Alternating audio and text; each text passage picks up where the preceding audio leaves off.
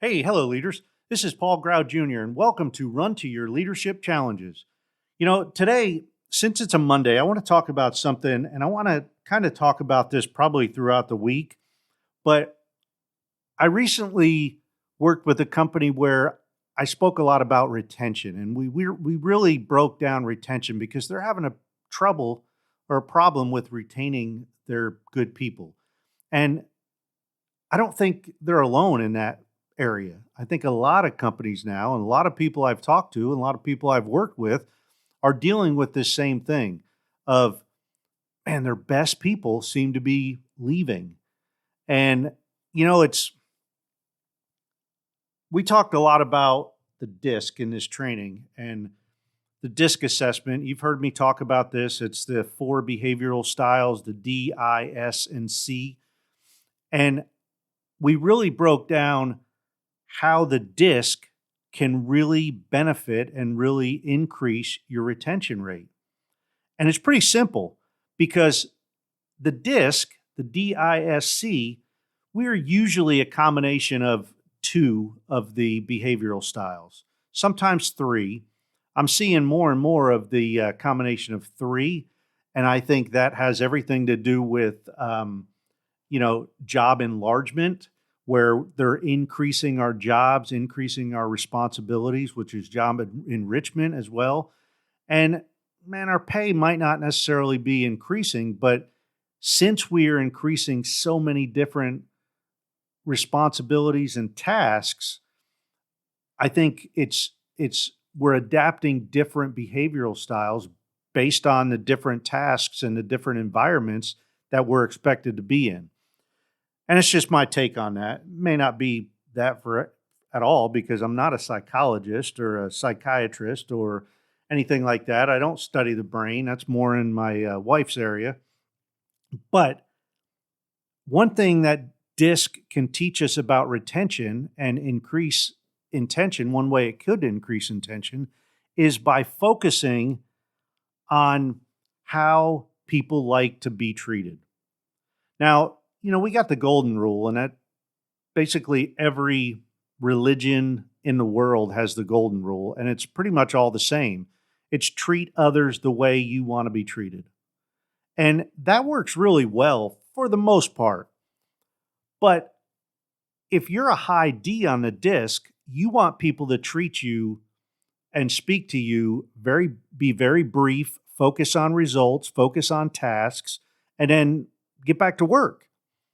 And if I treated everybody like that, you know, it would not be the best way to communicate with them. And say that I'm a high D, I'm a DI slash ID on the disc that I mentioned last week. And the D is very dominant, very directive, very results focused, task oriented.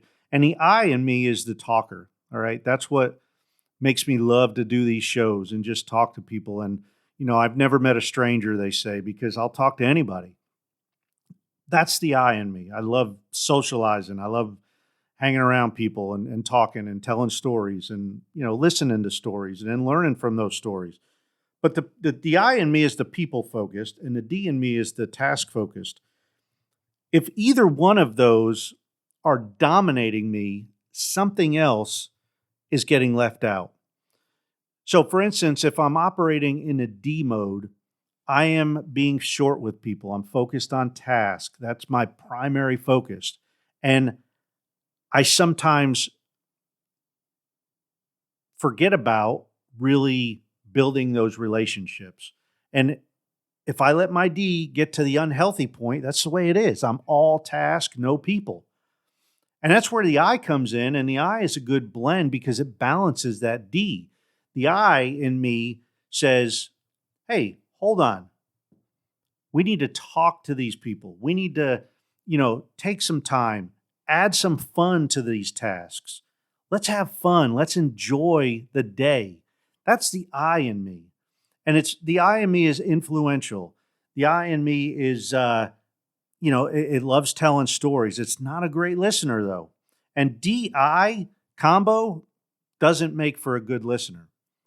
So if I'm talking to another I, I may be doing a lot of talking and not letting them do the talking, which may offend them, which may over time drive them to say, man, I don't like working for Grow. I'm going to look for another job.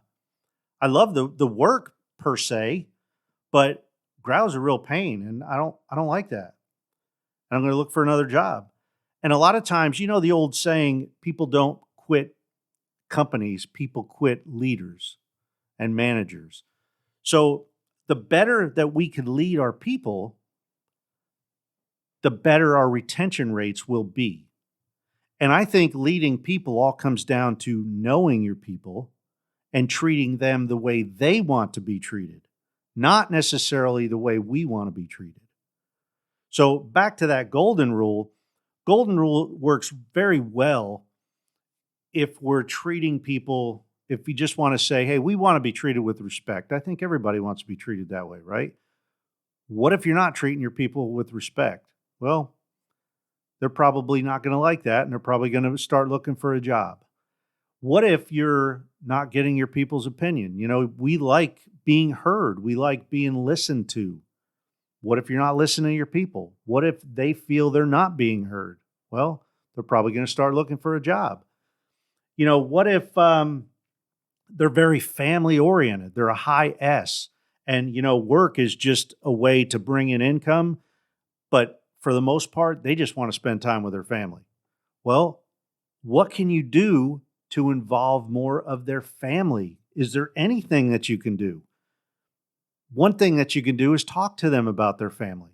Have a conversation. Ask them about their family. Ask how their family's doing, because that's the top priority in their life is their family. They're very family oriented and they're very others oriented. That's an S. But if you come at them with the D, treating them like a D in the disc, you're going to be short and sweet, task, get it done. When's it going to be done? You're not going to be focused on them as a person or anybody who's important in their life. And they're just not going to like that.